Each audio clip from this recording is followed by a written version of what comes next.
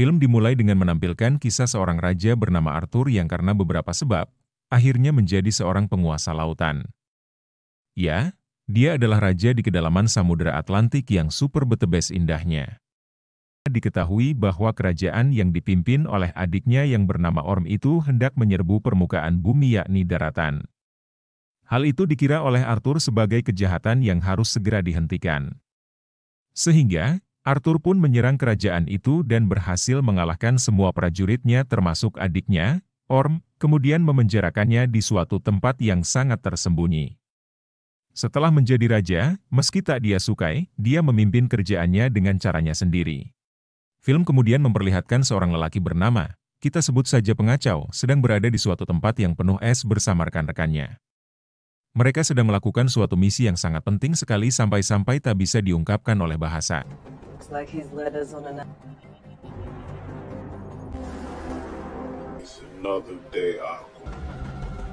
Tiba-tiba, gunungan es itu gempa hebat. Tempat itu berguncang dan mengalami retakan di mana-mana. Sampai-sampai dua orang rekan si pengacau, yang salah satunya adalah seorang ilmuwan, terjatuh ke dalam lubang dari retakan itu. Seonggok monster yang wujudnya seperti ular itu melahap dan menyeret teman si ilmuwan.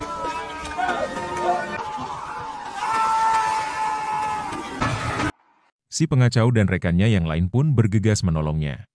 Dan ternyata, disitulah kemudian si pengacau menemukan seonggok trisula hitam yang patah namun sangat sakti mandraguna.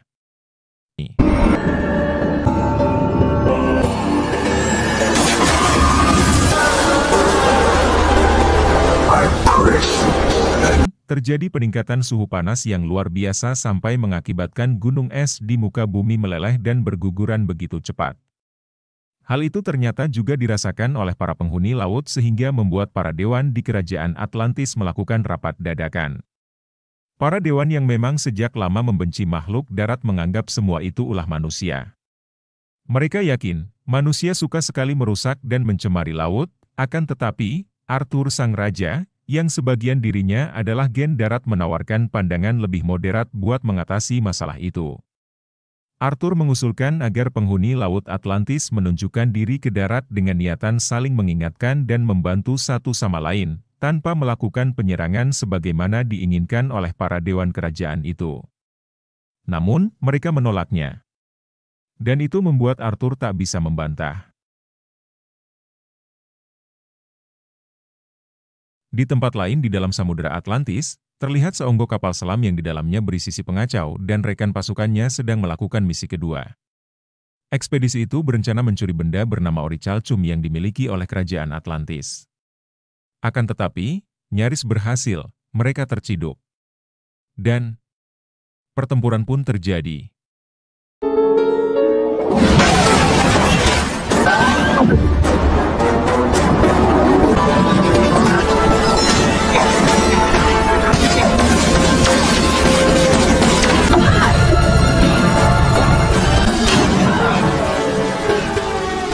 Setelah lama bertempur, istri Arthur terluka parah, dan sialnya, kabur ke daratan. Itu membuat seluruh dewan kerajaan Atlantis marah dan, lagi-lagi, melakukan rapat dadakan. Di dalam rapat itu kemudian diketahui bahwa Orichalcum yang dicuri itu pasti dibakar dan itulah yang membuat permukaan bumi mengalami peningkatan suhu panas yang terjadi beberapa bulan itu. Sehingga, untuk mengatasi krisis global yang mengancam itu, Arthur sang raja mengusulkan solusi kepada para dewan untuk menjemput adiknya, yaitu Orm.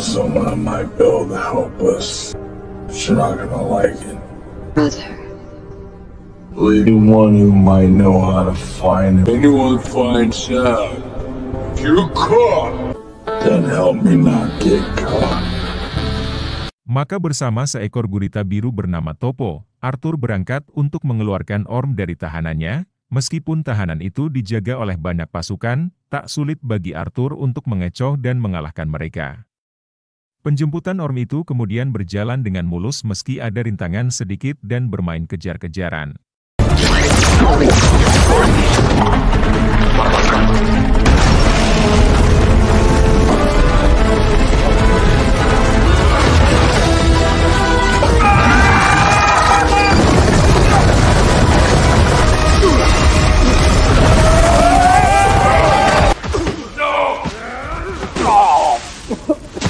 Setelah itu, keduanya menuju suatu tempat yang diketahui oleh adiknya sebagai sumber informasi penting untuk menemukan di mana lokasi sang pencuri, yaitu si pengacau. Mereka memasuki kawasan yang jika di dunia daratan bisa dibilang kelap malam, lantas menemui ketua gengnya. Back here and tear this place. Traditionally, the king turned a blind eye. We have to blind it.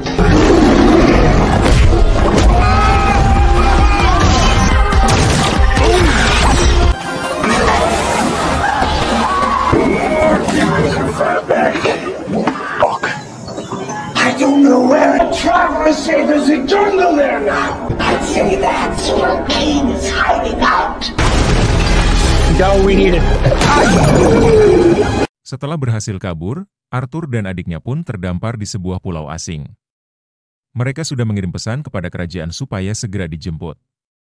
Namun, merasa pulau itu sangat indah, Arthur dan adiknya memutuskan untuk jalan-jalan, menikmati segala yang ada di dalamnya. It's cockroach. Oh yeah, shrimp in the land.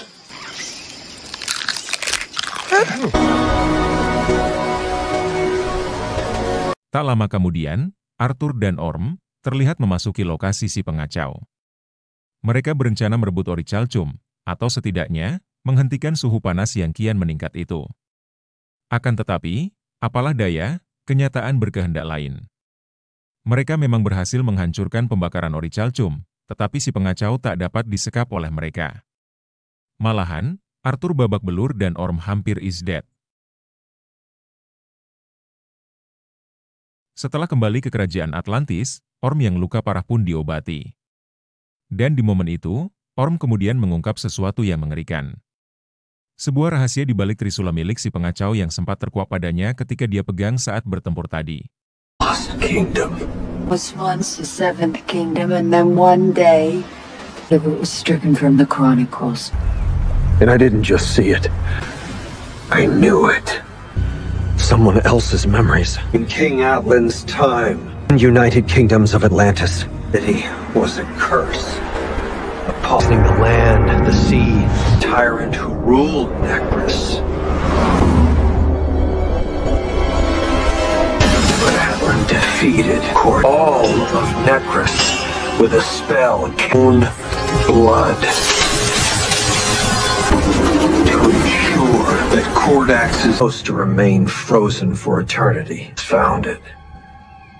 Dan juga terungkap bahwa To Kordax's prison is the royal. But from either you, me, or tak ayal, anak Arthur kemudian diculik. Membuat Arthur beserta seluruh penghuni kerajaan marah sehingga langsung bergerak untuk memburunya.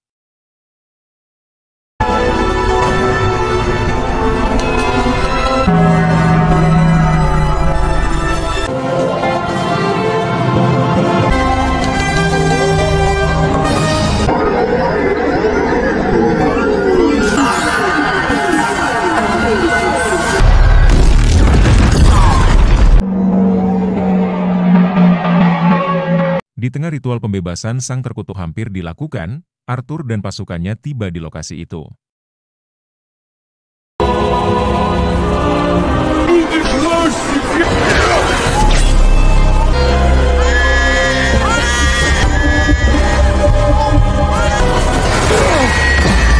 Tak lama setelah itu, kisah berubah. Sang terkutuk justru merasuk ke dalam tubuh Orm saat dia menyelamatkan istri Arthur. free me from my power will be yours.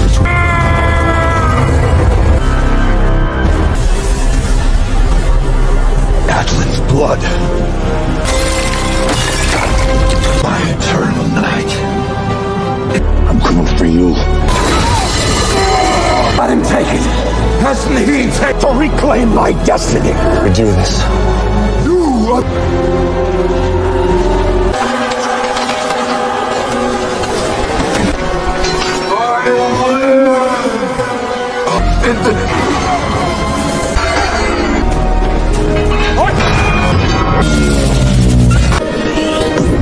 Setelah itu, berita tentang keindahan Samudera Atlantis menyebar berkat sang ilmuwan. Dengan Arthur yang menunjukkan diri ke daratan dengan misi utama untuk membuka kesadaran manusia bahwa daratan dan lautan harus saling menjaga, bukan saling merusak.